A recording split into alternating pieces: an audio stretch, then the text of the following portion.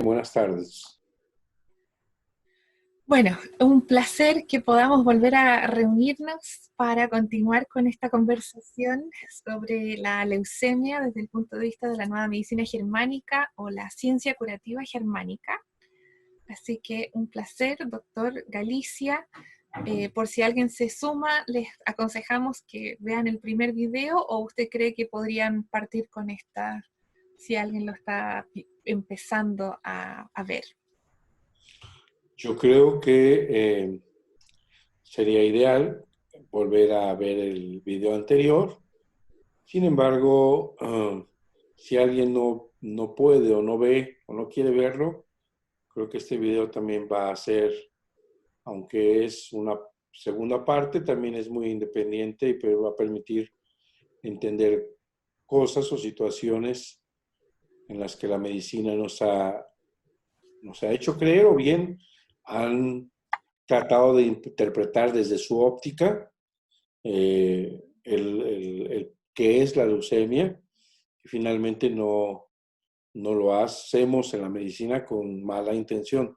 Solamente son dos formas de interpretar a una misma enfermedad bajo la óptica o la visión de las 5 leyes biológicas descubiertas por el doctor Ricker Herrhammer, eh, gracias a Dios mi maestro, y la otra interpretación a través de cientos o miles de médicos que han tratado de poder entender qué es la leucemia. Entonces, a pesar de que son videos uno a continuación del otro, creo que puede por sí solo el video dar muy claro una información bastante completa. Pero bueno, los invitamos a que vean el anterior también. Y aprovechando que puede ser la primera vez que alguien esté viendo esto, ¿usted podría volver a presentarse? Claro, su amigo de ustedes, soy el doctor José Antonio Galicia González. Soy médico egresado de la Facultad de Medicina de la Benemérita Universidad Autónoma de Puebla, aquí en México. Eh, yo antes de estudiar medicina hice muchos cursos de medicina alternativa. Hice algunos diplomados, un diplomado en la Universidad Iberoamericana, por ejemplo, donde estudié nutrición, y me formé en las medicinas alternativas. Después la necesidad me llevó a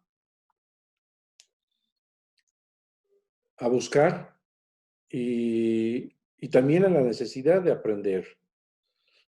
Eh, hablar de medicina, juzgar y criticar de ella, creo que no es sensato ni prudente si no eres médico.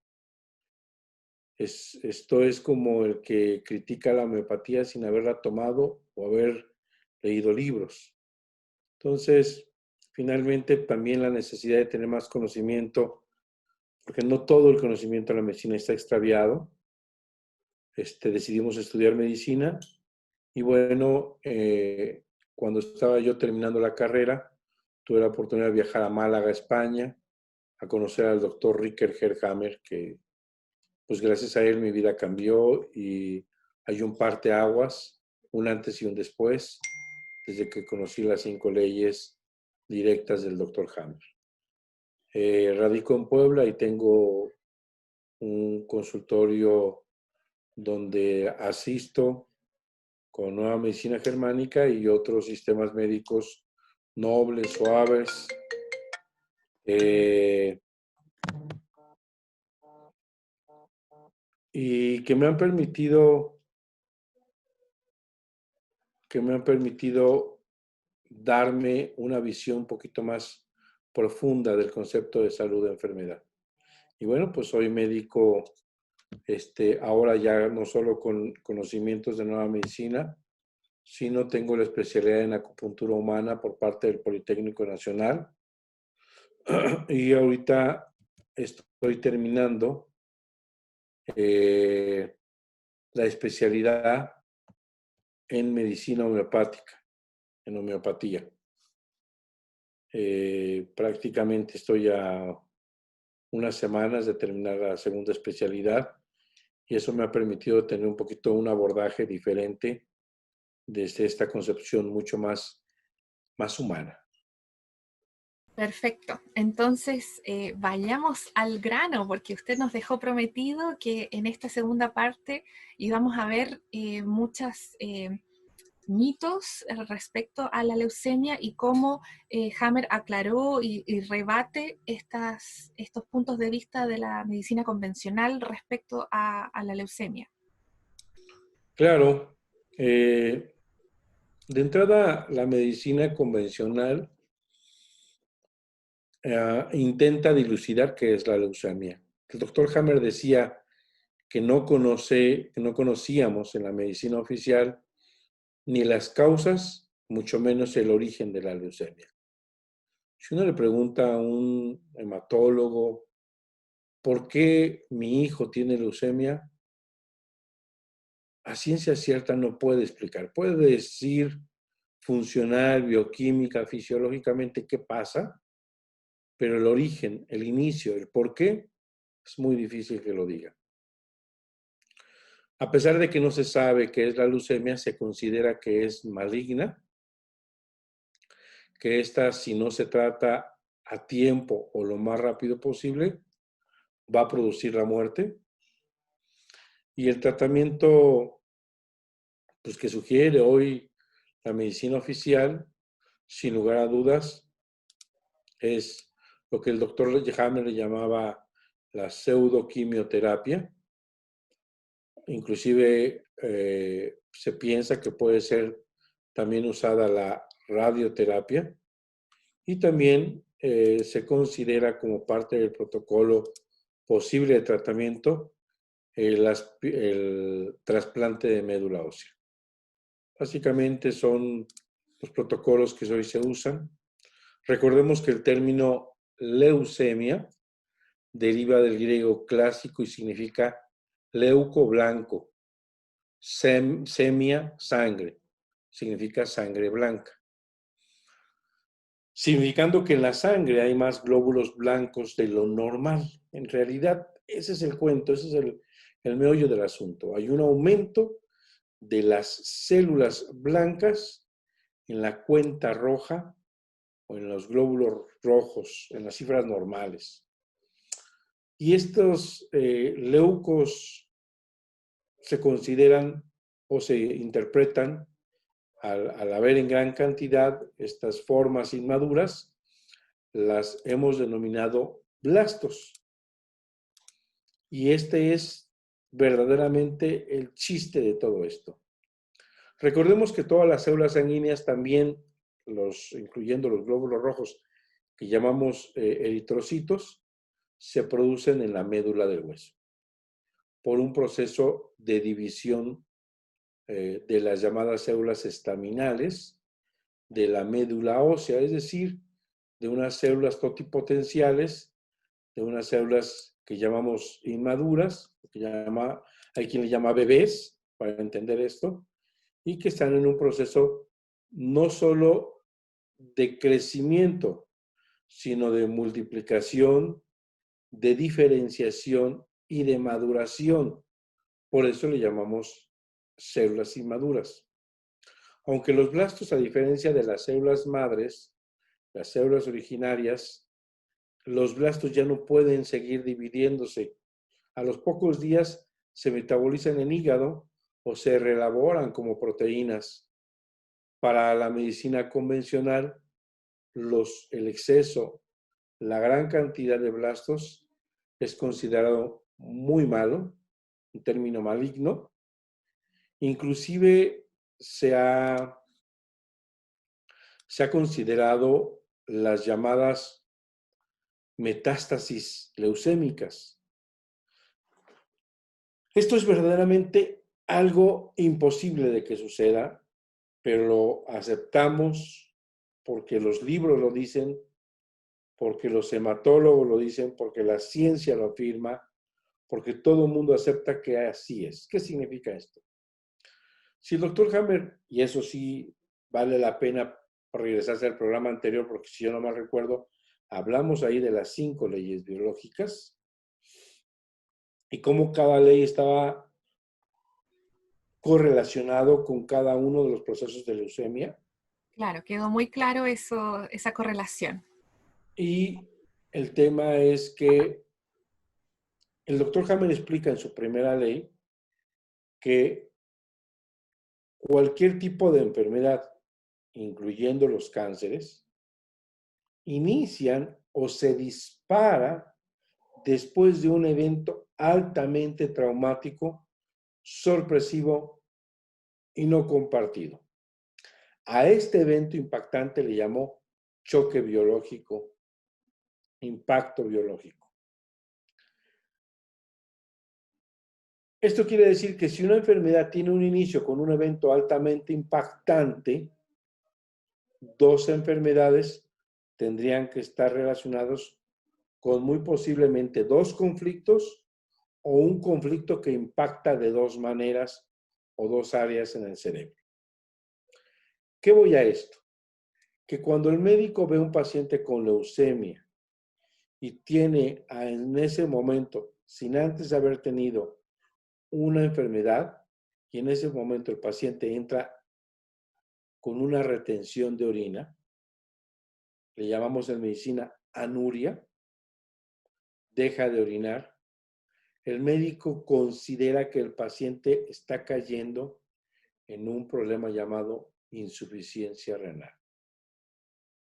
Si esta persona no tenía esa enfermedad, considera que las células blásticas avanzan, que son mesodermo, son estructuras mesodérmicas regidas por la sustancia blanca, avanzan a través del torrente circulatorio y van a migrar a otro tejido.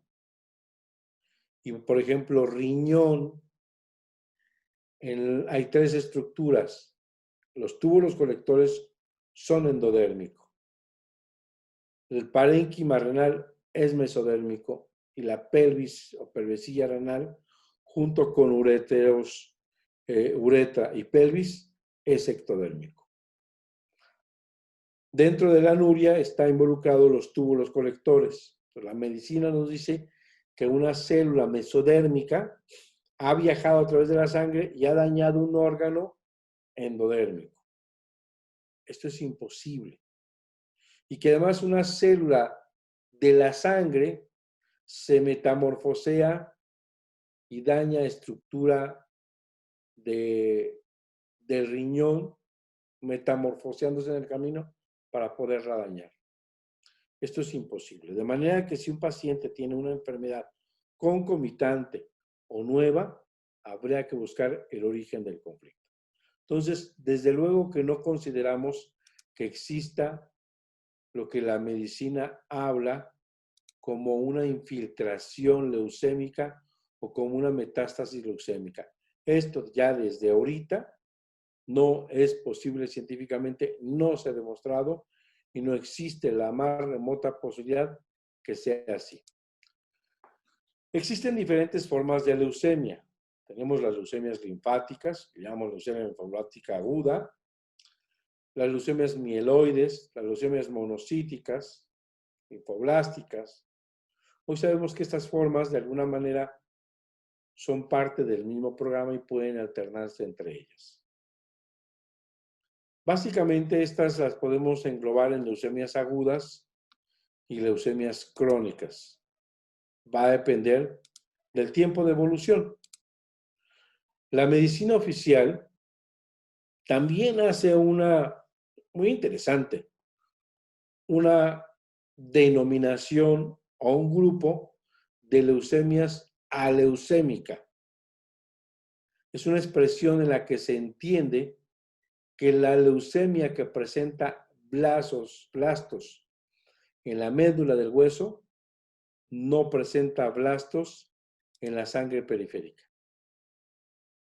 Pero bueno, así lo denomina, y como hoy quiero compartir un poquito de estos conceptos, entender qué es y cómo lo podemos entender a través de la medicina germánica. Se cree que todas estas enfermedades, las enfermedades mieloproliferativas, las enfermedades de leucemia, las enfermedades del hueso, no tienen nada que ver ni con la psique, mucho menos con el cerebro. Se ha sostenido que la leucemia es una enfermedad de la médula ósea puramente sintomática. De manera que, bajo este aspecto totalmente teórico, la medicina oficial intenta a toda costa, no importa los medios que se ocupen, los daños que se generen, ni la forma, intentan disminuir el número de blastos o el número de leucoblastos.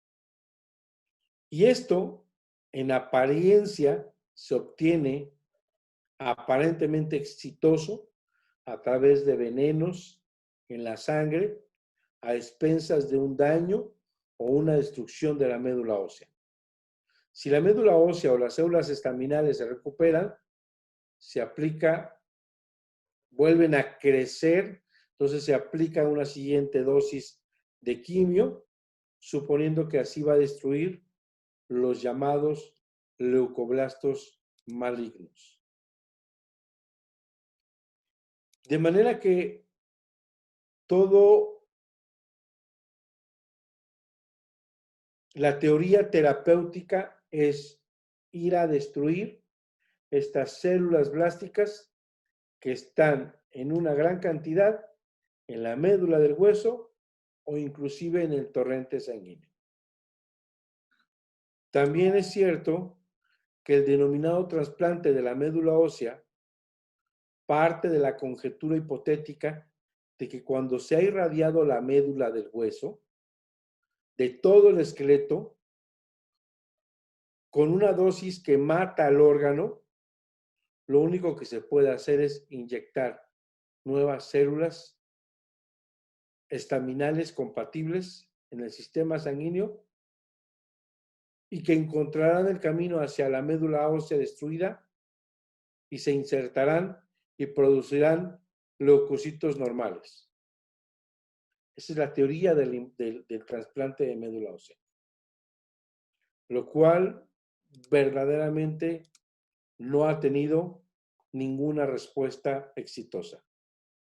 Todavía no se ha podido probar que ni siquiera una única célula estaminal extraña haya arraigado en la médula del hueso o que los destinarios de una médula ósea a través de un trasplante tengan en este momento el grupo sanguíneo compatible de los que comprenden 150 subgrupos de cada uno de los factores específicos del donante.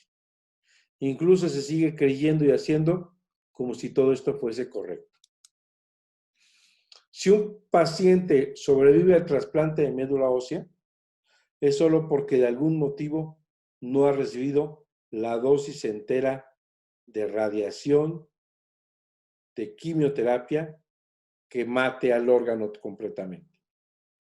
Entonces, las células estaminales propias comienzan nuevamente en cierto punto a producirse y esto se vende hoy en medicina como un gran éxito terapéutico.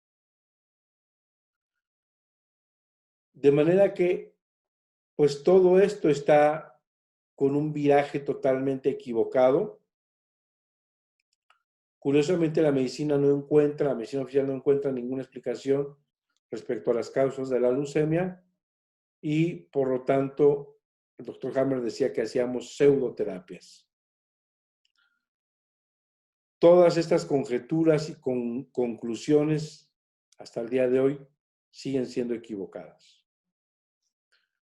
La ciencia curativa germánica nos da mucha confianza porque sabemos la causa o el origen, su desarrollo. Sabemos el sentido biológico de por qué hace este programa. Sabemos qué tipo de leucemia se va a presentar como parte de un programa especial biológico y sensato con pleno sentido biológico. No sé si hasta aquí vayas bien, es todavía una introducción. Vamos a entrar de lleno de lo que dice la medicina oficial sobre la médula del hueso. Recordarán, aquellos que siguen tu programa, que mamá nos daba un trozo de res y que en la parte media, en ese caldito, había una parte muy suavecita. Le llaman tuétano, por lo menos aquí en México. Es un platillo muy exquisito en algunos lugares de Latinoamérica y Europa. Y nosotros agarramos el huesito y lo absorbíamos. Y era muy suavecito. Esa estructura es lo que hoy sabemos que es la médula ósea del hueso. Ahí hay células que le llamamos células estaminales. Esta célula totipotencial va a poder formar diferentes células en cuanto a un proceso de subdivisión, de multiplicación y de desdiferenciación.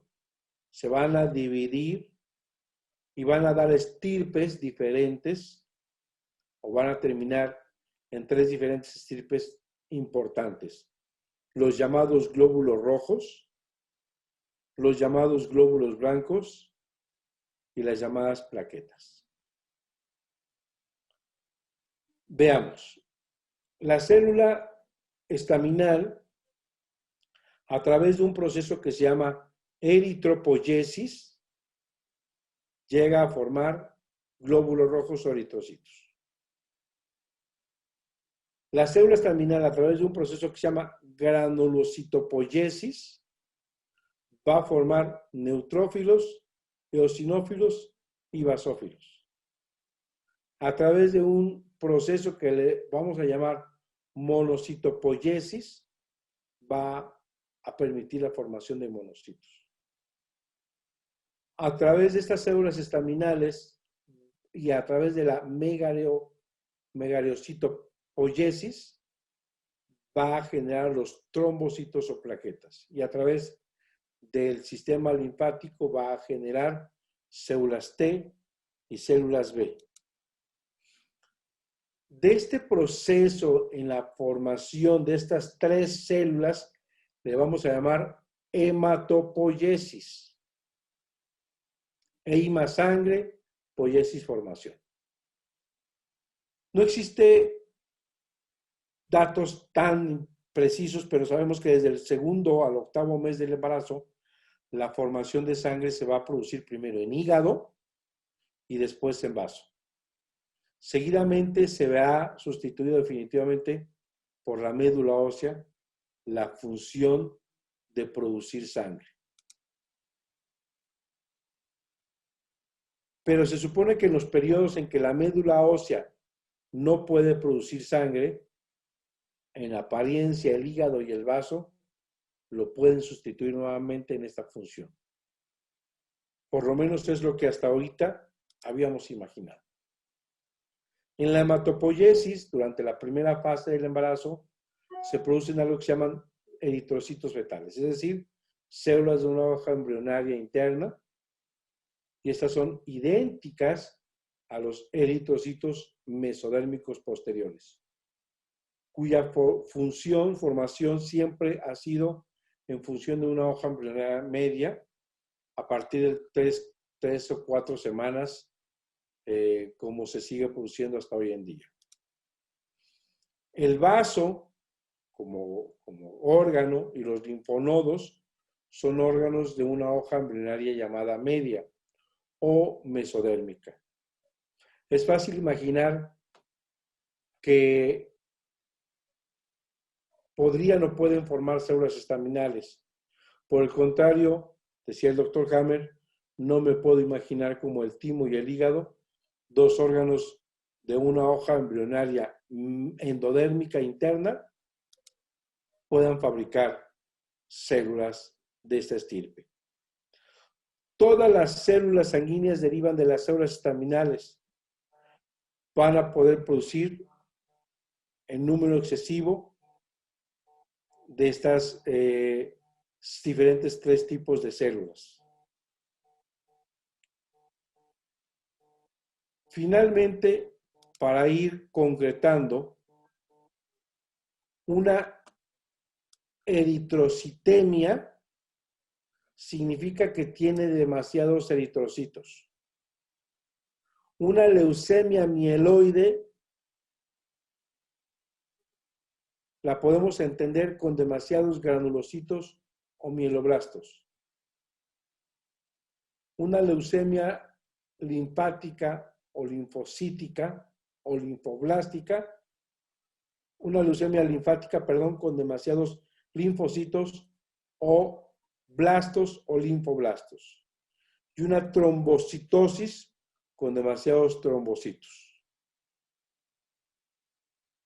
Esta última es la única que en apariencia no se ha considerado tan peligrosa. Por lo tanto, en la leucemia, además de la multiplicación de los leucocitos, también se produce multiplicación de los eritrocitos, llamada eritrocitemia, denominada también como eritremia, que esta se considera patológica. En realidad, esta representa solo la fase de reparación de la sangre roja. Si al final de la anemia se ha originado una eritremia y una leucemia gracias a la solución del conflicto de desvalorización de sí mismo.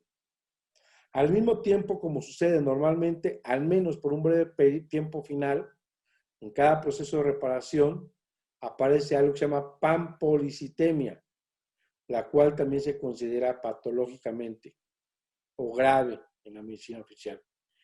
Y por eso se cura con quimioterapia o cortisona. Desgraciadamente, por una enorme y gran ignorancia. Siempre se ha intentado distinguir una presunta enfermedad de modo puramente morfológico, basándose en un exceso o en una deficiencia o una carencia de algún supuesto tipo de células. Incluso se ha supuesto que la enfermedad cambiará en el interior de la misma persona, pasando de una leucemia mieloide a una leucemia linfoblástica o viceversa, sosteniendo que había que renormalizar o normalizar la situación a toda costa o a fuerza terrible, no importa que el cuerpo en ese intento salga lesionado. Se pensaba que había que intervenir en lugar de esperar pacientemente hasta que tras una larga aridez de la médula ósea, porque en la fase de conflicto hay reducción, destrucción de la médula ósea y la excesiva producción de células con escasa efectividad disminuye siempre, sin lugar a dudas, en la fase de reparación. Y la médula ósea, igual que antes, vuelve a producir solo células normales. El doctor Hammer hablaba de un retraso hematopoyético. ¿Qué significa esto? Ya explicaba yo en el programa pasado que la medicina cree que el organismo se ha vuelto loco, se ha vuelto desquiciado y que ha empezado a proliferar o a formar células inmaduras de forma exponencial. Y esto es lo que le tenemos miedo. En realidad, siempre, sin lugar a dudas, estas células van a crecer como una respuesta biológicamente compensatoria ante una primera desmineralización, una primera fase simpático-tónica, previo a un conflicto de desvalorización, y que ya entrando en la fase de curación iba a haber este crecimiento anormal. Pero suceden cosas interesantes. Pueden dejar de producir 1, 2 o 3 diferentes tipos de células porque los blastos que se producen en la médula del hueso son buen relleno, buen cemento para los hoyos que están en el hueso. Y entonces, o dejan de producir alguna de ellas, o produce de más los glóbulos rojos, o produce de menos, o produce de mala calidad. Lo mismo las plaquetas puede producir de más o puede producir de menos. Y lo mismo los leucocitos puede producir de más o puede producir menos. Y estas tres diferentes posibilidades en las que puede pasar, porque necesita mucho cemento para rellenar el hueso y distrae, por eso le llama retraso hematopoyético, es a lo que le vamos a llamar leucemia. El doctor Hammer, y dejo claro aquí, dice que los blastos son inofensivos, que los blastos no van a matar a nadie, que los blastos, no importa que haya millones, no le va a pasar nada, porque es algo bien interesante y bien curioso.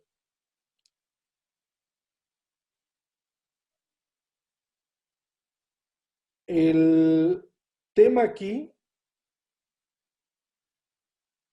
es que cuando hay un tratamiento con quimioterapia, la quimioterapia, yo no sé si te conté, creo casi estoy seguro que el programa pasado conté cómo aparecía la quimio. No sé si te acuerdas, ¿dónde la comenté? No, no, no. La quimioterapia nace en la Segunda Guerra Mundial. Se empiezan a experimentar con armas químicas nucleares. En ellas está el gas mostaza. Es un arma nitrogenada altamente tóxica. Y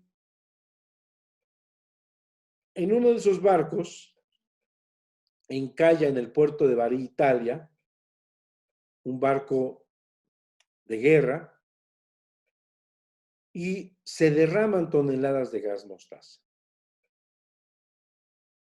Empieza a morir gente. Empiezan a hacer investigaciones de por qué muere. Y se dan cuenta que mueren por una anemia, por una leucemia tóxica, es decir, por destrucción de la médula del hueso. Entonces, se les prende el foco, que yo no sé cuál foco fue, y ponen al general Cornelio Roats, jefe experto de armas químicas nucleares, como el primer médico investigador para hacer ensayos y pruebas con el gas mostaza. Entonces se les ocurre la grandiosa, maravillosa e ilustrada idea de que es ir a ocupar estos químicos para ir a destruir estas células llamadas blásticas que están creciendo de manera desordenada y de manera intensa. Y entonces, cuando una paciente, un pequeño, un adulto, tiene leucemia, al poner esos químicos, obviamente van al hueso y destruyen la médula. Entonces bajan los blastos. ¡Oh, triunfamos! Deja de haber quimioterapia y el cerebro tiene la misma indicación de hacer cemento para construir el hueso. Y entonces vuelven a subir los blastos. La enfermedad vino más grave, le dicen al familiar. Está peor, vino con más intensidad. Su familiar puede morir. Le tenemos que dar doble quimio, doble dosis. Y vuelven a insertar estos venenos en la sangre. Volvimos a triunfar, bajó, vamos de gana. Pasa un periodo y vuelven a subir. Y en ese tema, el paciente, ya sea por destrucción de la médula, por daños nefrotóxicos, por daños hepatotóxicos, por daños cardiotóxicos, por que el edema del cerebro está como acordeón, inflamado, reducido, inflamado, reducido, puede romper su sinapsis. Por cualquiera de todas esas posibilidades, el paciente fallece.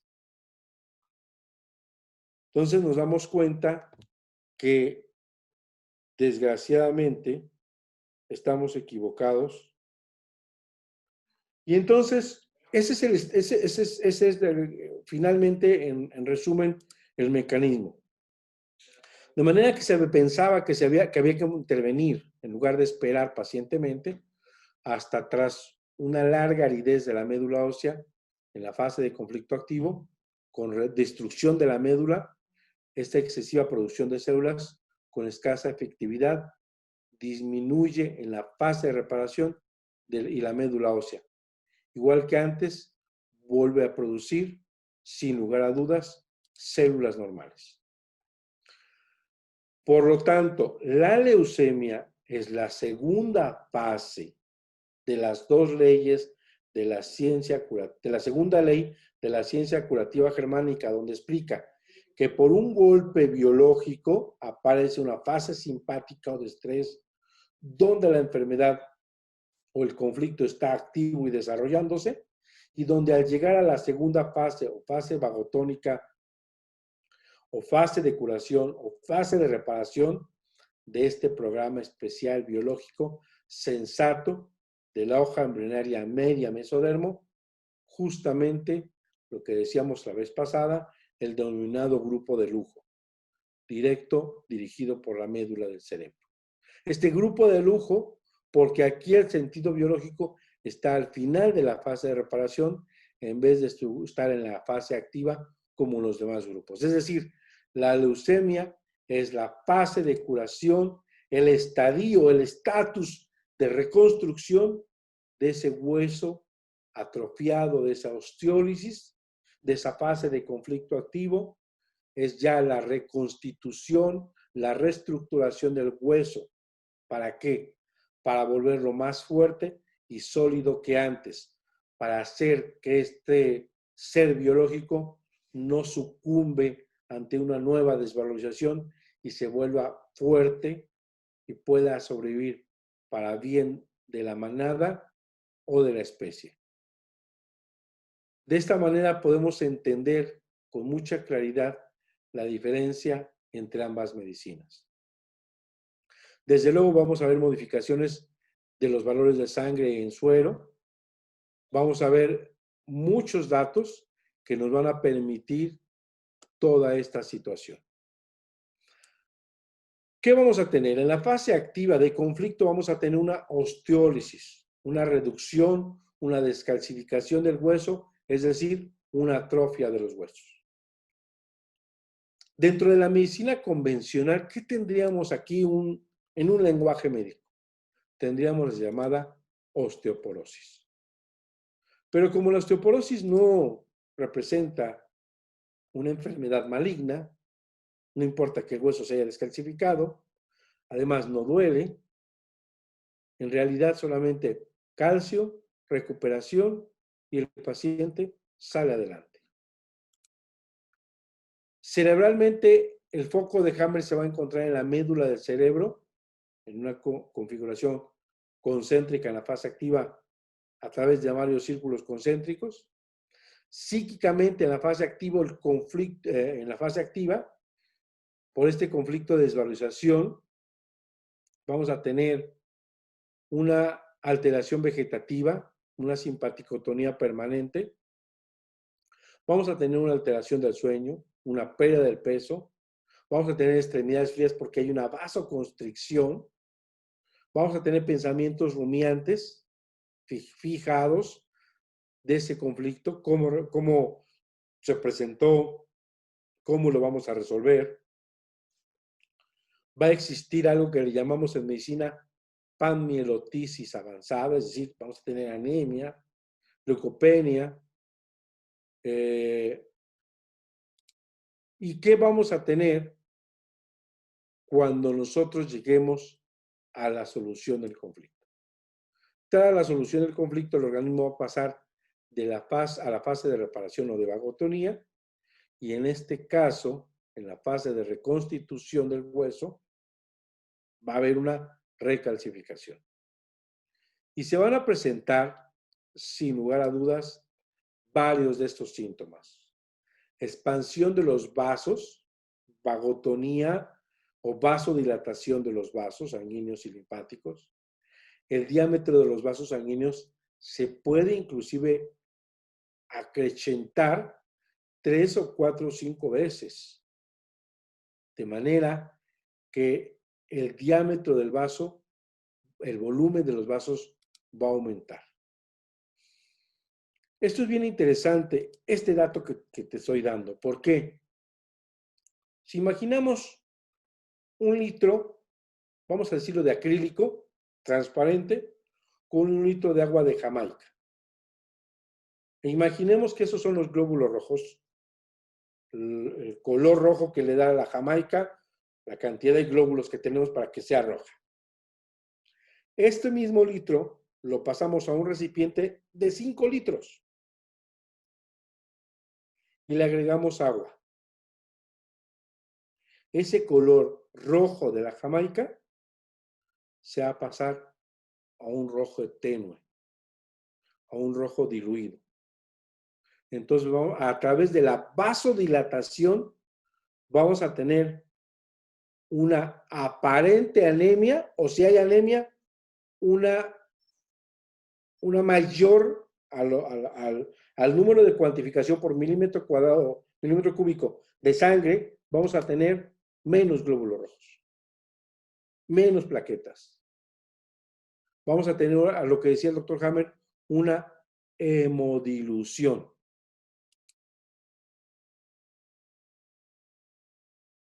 Dado que al inicio de la fase de reparación el número de eritrocitos y leucocitos a disposición todavía no ha aumentado respecto a antes de la conflictólisis, el volumen se tiene que retornar con suero sanguíneo, es decir, pasa suero adentro del vaso.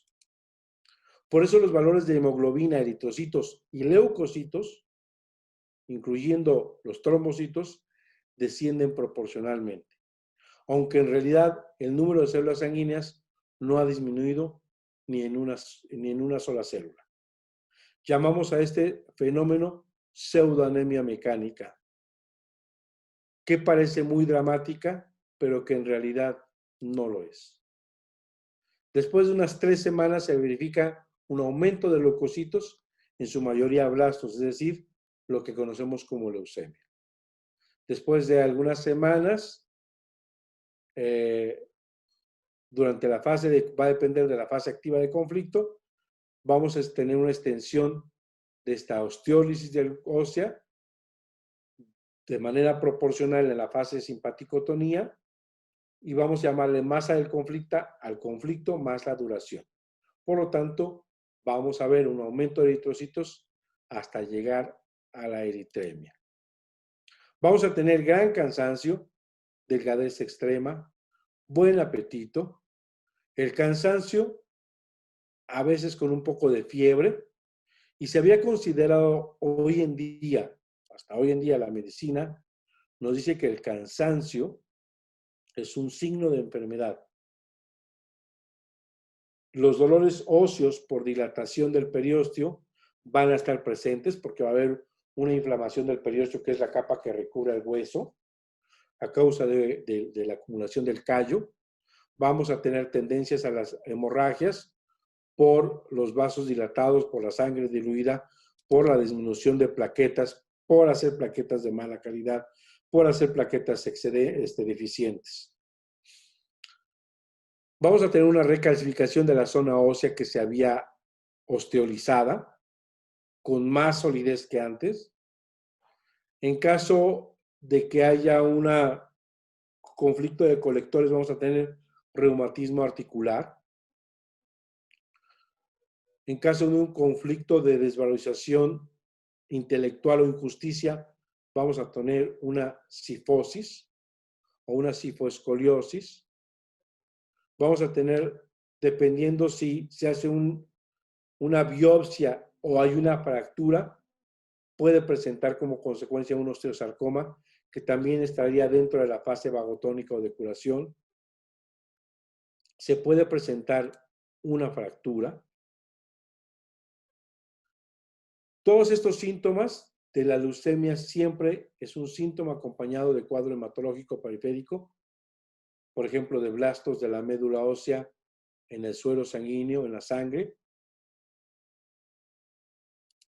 La leucemia, o la gran suerte de la leucemia, es que realmente hay síntomas siempre que está en fase de vagotonía. Y el nivel de leucocitos periféricos va a estar entre 12,000 y 300,000. Va a depender de cada reacción individual y no tiene ningún significado en particular. Y nosotros decimos que las defensas han subido, que las defensas han bajado. La leucemia entra dentro de los programas especiales biológicos sensatos del mesodermo, de la hoja embrionaria media. No es una enfermedad en sí misma, sino un proceso de reparación de una fase precedente de una reducción o necrosis del hueso y de la médula. También después del daño de la médula ósea, por ejemplo, a causa de tratamientos de radiación, se va a manifestar una leucemia en la fase de recuperación. El doctor Hammer decía, a toda fase leucémica le precede una fase leucopénica, en la que encontramos muy pocos glóbulos blancos. Y en toda fase leucémica, el número absoluto de leucocitos normales siempre va a estar en valores normales. El mayor número será sobre todo por los denominados blastos, que estos les llamamos son leucocitos que no han madurado. La fase leucopénica anterior a la leucemia es equivalente a la fase de conflicto activo, de un conflicto de desvalorización de sí y de una osteólisis del hueso a nivel de psique, cerebro y órgano por este conflicto de autodevaluación. Con la conflictólisis, esta desvalorización se vuelve a poner en actividad, lo que le llaman a la medicina la hematopoiesis, la formación de leucocitos, de eritrocitos y de plaquetas. Esto es bien importante porque la sangre blanca de los leucocitos se produce muy rápidamente. La de sangre roja, los eritrocitos y los trombocitos tienen siempre un retraso de 3 a 8 semanas. A este fenómeno el doctor Hammer le llamó retraso hematopoyético o retraso de la eritropoyesis. Y este es un dato verdaderamente importante porque nos damos cuenta que está pasando. El síntoma de leucemia no se presenta exclusivamente como una fase PCL de un programa especial biológico y sensato tras un conflicto de desvalorización en sí. También se presenta tras hacer irradiaciones de la médula ósea con quimioterapia o después de un bombardeo atómico, por ejemplo, en el accidente nuclear de Hiroshima y Nagasaki o Chernobyl, siempre va a haber síntomas de leucemia como signo de un intento de reparación, de reducción de la médula ósea. Entonces, si hemos visto esto a través de daños tóxicos, ¿por qué no nos ha permitido entender qué es la leucemia? De 5 a 10. No sé si en este caso también esté presente, bueno, sí, en realidad está presente un edema del cerebro. La anemia inicial es consecuencia directa siempre ahí de la exposición a la radioactividad. En la ciencia curativa germánica, la fase más peligrosa de la leucemia es la fase inicial. Cuando hay dilatación de los vasos, cuando está la anemia aumentada, solo proporcionalmente por efecto numérico va a disminuir netamente el número de glóbulos rojos, que ya antes había descendido a valores bajos a causa de la anemia real y de la reducida producción de glóbulos rojos. Una vez más, nos permite entender que el paciente está extremadamente cansado y sin saberlo el médico ortodoxo le difunde pánico. Esto es bien importante porque hasta los 5 gramos de hemoglobina, 1.5 millones de eritrocitos y el 15% de hematocrito, no hay motivo para entrar en pánico. Si los valores se encuentran por debajo, 3.5 de hemoglobina, dice Hammer, yo ya desde 4 o 3, 4,5, hay que consultar a un médico de la ciencia curativa germánica y eventualmente, aparte del reposo, y si los valores descienden a 3 gramos de hemoglobina, sin caer en pánico, se puede considerar la posibilidad de una transfusión sanguínea. Esto es bien importante porque es un dato clínico para aquel que ve pacientes o que está viendo un paciente con hemoglobina. El peor pánico que causa el paciente a menudo por el médico es el conflicto de herida o hemorragia.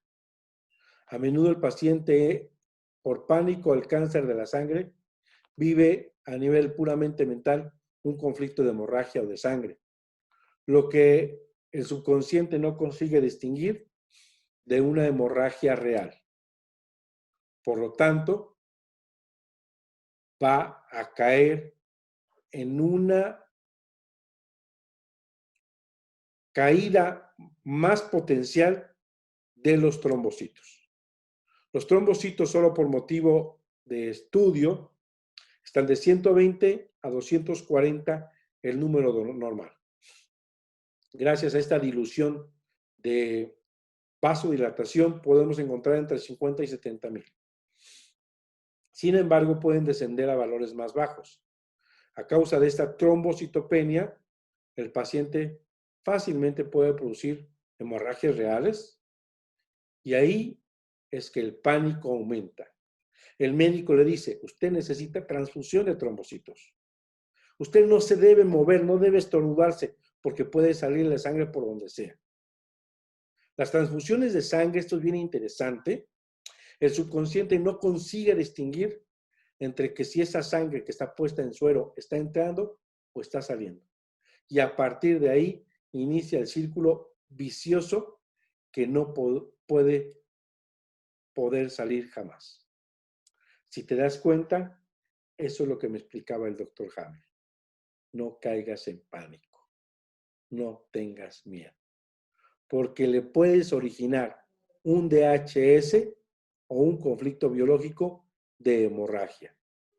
Y entonces el vaso hace que haya una necrosis por este conflicto de desvalorización de desangrarse, y desde luego secuestre plaquetas y entonces entre en hemorragias más frecuentes.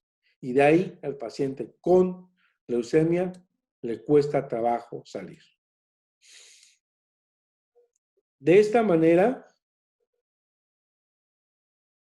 la suerte de la leucemia va a consistir en que solamente la leucemia va a ser diagnosticada en la fase vagotónica. Es decir, el conflicto biológico ya está resuelto. Si el paciente conoce la correlación entre un modo juicioso, tranquilo, con puro instinto de tipo animal y no entra en más pánico, la mayoría de las veces no pasa nada. Prácticamente los que practicamos la nueva medicina germánica o la ciencia curativa germánica y que el paciente decide, o la mamá o el papá, no darle quimio y no entra en pánico, la mayoría de los pacientes sobreviven. Y desde luego no permiten hacerse el denominado trasplante de médula ósea, que es una locura total.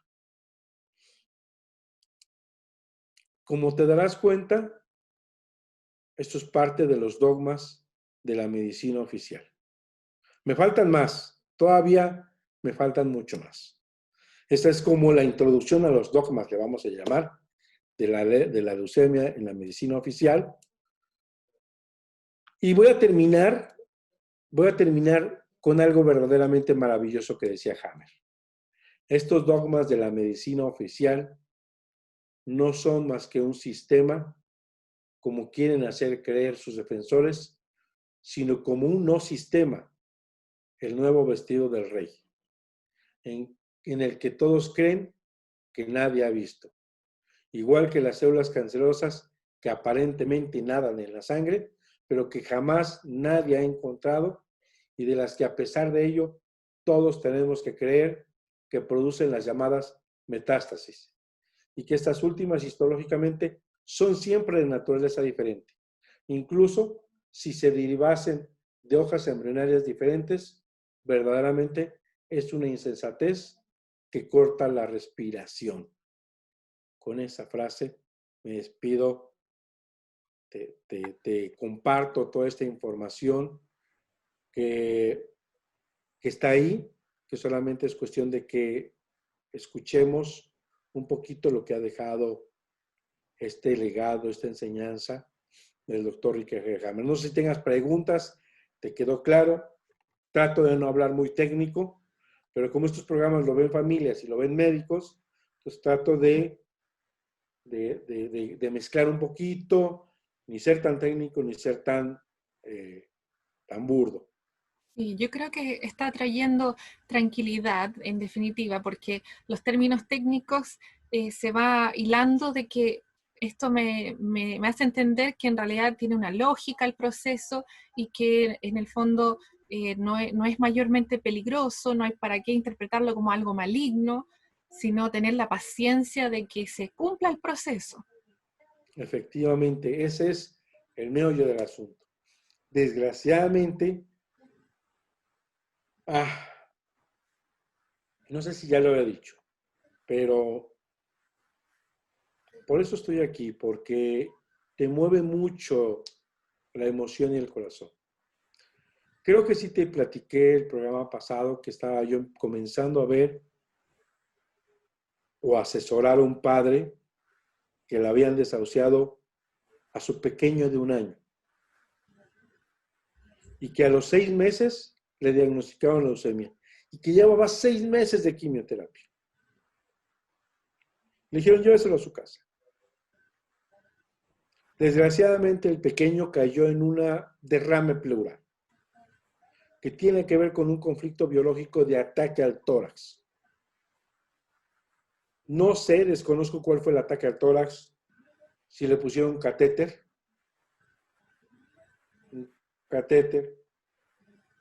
si algún tipo de práctica sintió verse amenazado, no lo sé. Pero pues resolvió ese conflicto de ataque o amenaza al tórax y en la fase de vagotonía aparece, en la primera fase o simpático-tónica hay un crecimiento celular en la pleura, entre pleura y el pulmón, un mesotelioma. Y al entrar en la vagotonía, que entró a su casa, hizo algo, eso lo degradó y lo hizo líquido, eso le llamamos derrame pleural. Es un líquido que está entre los pulmones y la pleura. Ahí la indicación no es estar punzando, sino poner una sonda, para aquellos que nos escuchen. Porque la punción puede volverse un círculo vicioso de amenaza otra vez al tórax. Me van a picar con una aguja larga. Finalmente, para no hacerte el cuento largo y por el que te digo que mueven las emociones, es que hace una semana pasada el padre me manda un mensaje y me dice, mi hijo no aguantó, ya acaba de fallecer. Por eso hago estos programas. Por eso, cuando me invitan, intento estar ahí compartiendo, tratando de quitar el miedo, el pánico, que es lo que ahorita tiene el mundo inmerso en un caos económico, monetario, de salud mundial. Todo el planeta está entrando en un caos y pueden venir las cosas mucho peores si no dejamos de tener pánico. El elemento aquí importante es el miedo, es el pánico. Es lo que me dijo Hammer cuando yo llegué. Le dije, ¿qué hago con una plaquetas de 2000? No tengas miedo. Hoy, aunque veamos muchos muertos, no tengan miedo. Tengo mis propias teorías de por qué están falleciendo. No coinciden con que el virus esté matando. No voy a entrar en mucho debate. Solo mi consejo para todos aquellos que logren escuchar este programa es que no entren en pánico, que no caigan en miedo. Y que si en algún momento lo tienen, lo compartan, lo resuelvan, vean qué posición hacen para que salgan de ese pánico, de ese miedo. Ejemplo, si mi familiar dio positivo, no voy a entrar en pánico. ¿Qué voy a hacer? pues me protejo, le pedimos que se quede en una recámara aisladito, descansando, sin entrar en pánico, con tratamiento médico, homeopático, con MMS, con lo que quieran, pero que esté en la manera más tranquila posible, sin caer en pánico. Solo si hay datos de insuficiencia respiratoria, sabrán si ve a un médico particular, bueno, que desde el principio lo tiene que ver, si se va al hospital, si se queda en casa, decisión de cada quien. Esa decisión le corresponde a cada ser humano. Obviamente yo como médico los mandaré al hospital, pero mi experiencia en este momento es que hay muchos pacientes que están tratados en casa por médicos homeópatas con datos de insuficiencia respiratoria y están viviendo todos. Entonces, hay algo ahí que nos hace pensar que también no entrar en pánico y estar en casa, porque uno de los conflictos, y tú que manejas o tienes ya conocimiento de la nueva medicina germánica, es el conflicto de túbulos colectores.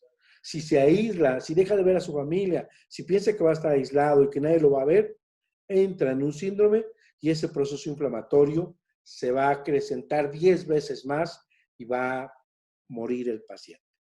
Ese es uno de los temas. Por Sí. eso aconsejamos que es decisión del paciente, no vuelvo rebelde a nadie, que es decisión del paciente, pero que si él considera que no entra en pánico y puede asesorarse por un médico y que esté muy, muy conectado, muy cerca de él y que lo esté monitoreando, pues estoy convencido, lo digo porque hay casos clínicos ya vistos en la homeopatía. Yo en un futuro mandaré o entregaré números reales, pertenezco a una asociación de cientos de médicos tratando con homeopatía, teniendo resultados espectaculares. Yo los estoy teniendo. Está funcionando esto con homeopatía. Muy importante dar esa tranquilidad y es una nota actual como para parar aquí en nuestra segunda parte, porque la tercera se viene harto pendiente. No sé cómo vamos a lograr cubrir todos los temas en esta tercera Si parte. vuelve, si se hacen 5 o 6, lo que que sean, yo estoy disfrutando. Si tú no tienes tiempo, vemos qué hacemos.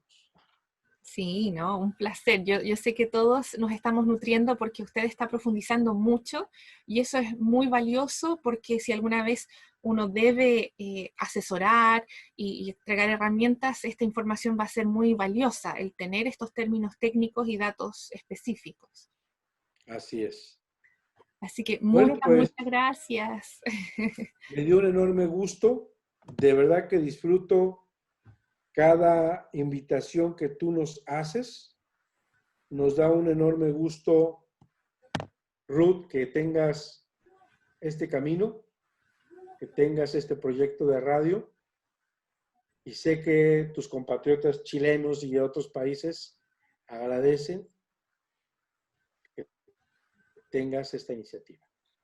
Sí, esperamos que pronto usted también pueda venir presencialmente a Chile. Están todas las Si, ganas.